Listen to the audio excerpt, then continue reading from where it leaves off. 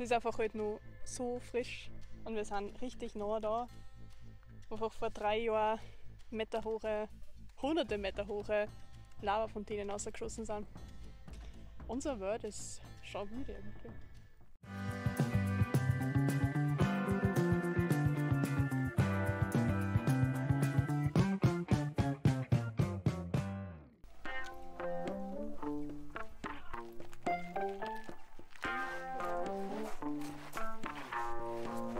Wir starten heute eine ganz besondere Wanderung und zwar befinden wir uns ja gerade auf La Palma und da ist 2021, also vor 3 Jahren, ein Vulkan ausgebrochen.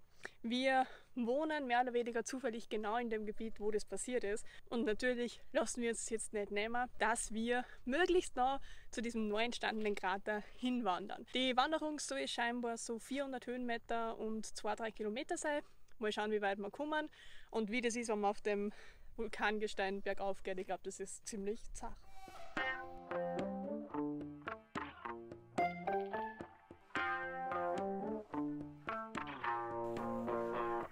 Also man sieht da diese Schilder am ganzen Weg entlang. Bedeutet, man darf da dahinter wahrscheinlich nicht weiter. Ist einfach das Gebiet, wo der Vulkan ausgebrochen ist und wo die Lava runtergeflossen ist. Warum genau? Vielleicht, weil es generell Sperrgebiet ist, vielleicht weil nur Dämpfe irgendwo rauskommen, vielleicht weil nur Lava wo warm ist. Ja, gut ist, dass der Weg bei uns da weitergeht. Das ist jetzt schon anstrengend. Mein Tipp, nicht vorher ein Seilbier trinken.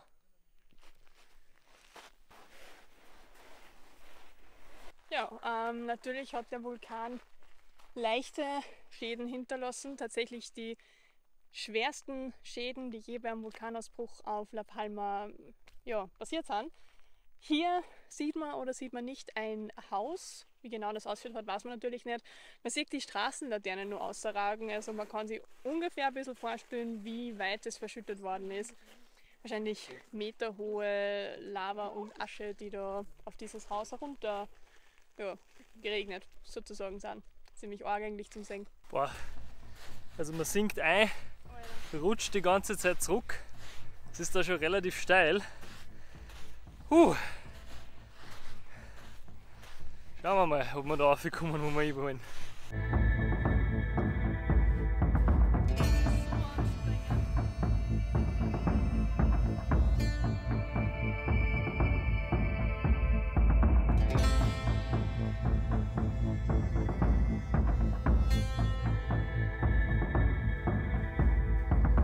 Also was schon sehr faszinierend ist, ist die Natur rund um diesen ganzen Ausbruch. Man sieht einerseits Nadelbäume, die gefühlt die Nadeln direkt über dem Boden haben, weil da einfach wahrscheinlich 2-3 Meter vom Stamm unter der Lava oder unter der Asche sind.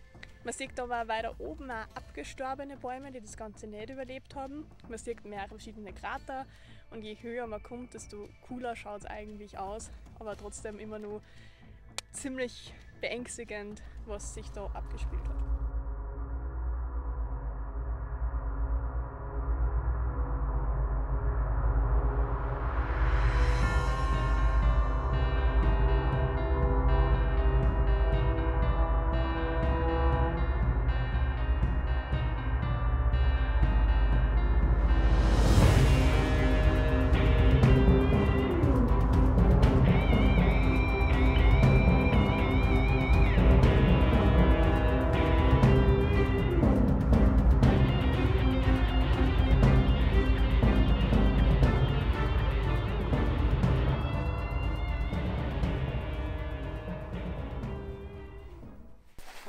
Aber die Hälfte haben wir. Total nett. Der Axel hat jetzt mehr von uns gewartet, nachdem er gemerkt hat, dass wir so weit hinten sind. Furchtbar.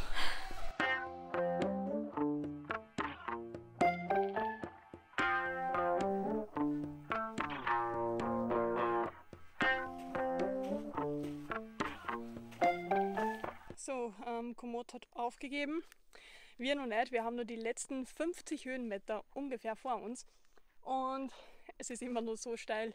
Es ist so anstrengend, obwohl es eigentlich nicht so weit und nicht so hoch ist, aber irgendwie, es holt uns halt einfach komplett. Ja.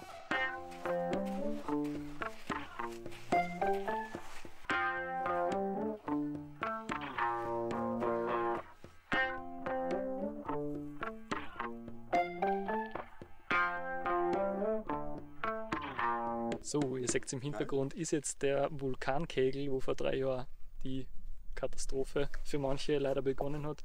Wir haben natürlich jetzt das Glück, dass wir die Landschaft im Nachhinein sehen und die Kontraste konnten nicht mehr sein. Schaut euch an, wie Lava, Bäume, Vulkan und das Abendlicht miteinander verschmilzen.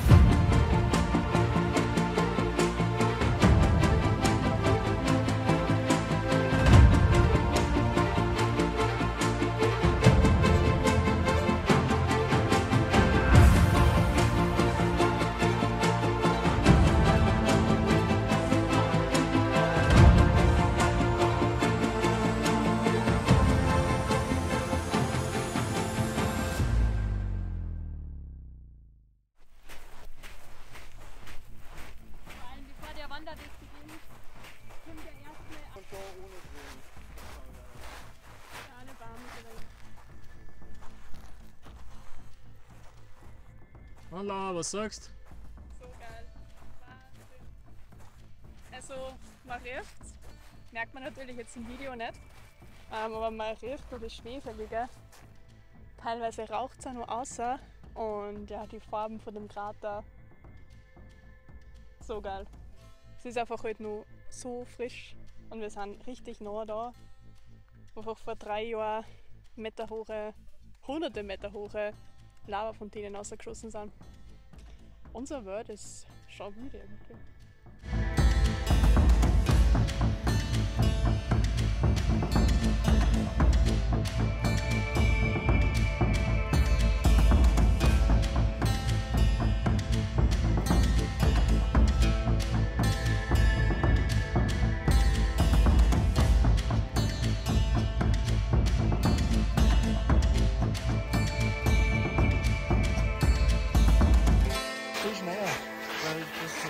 Rolltreppen, ja, da ist ein Rolltreppen, da sind einmal so schnell immer wieder.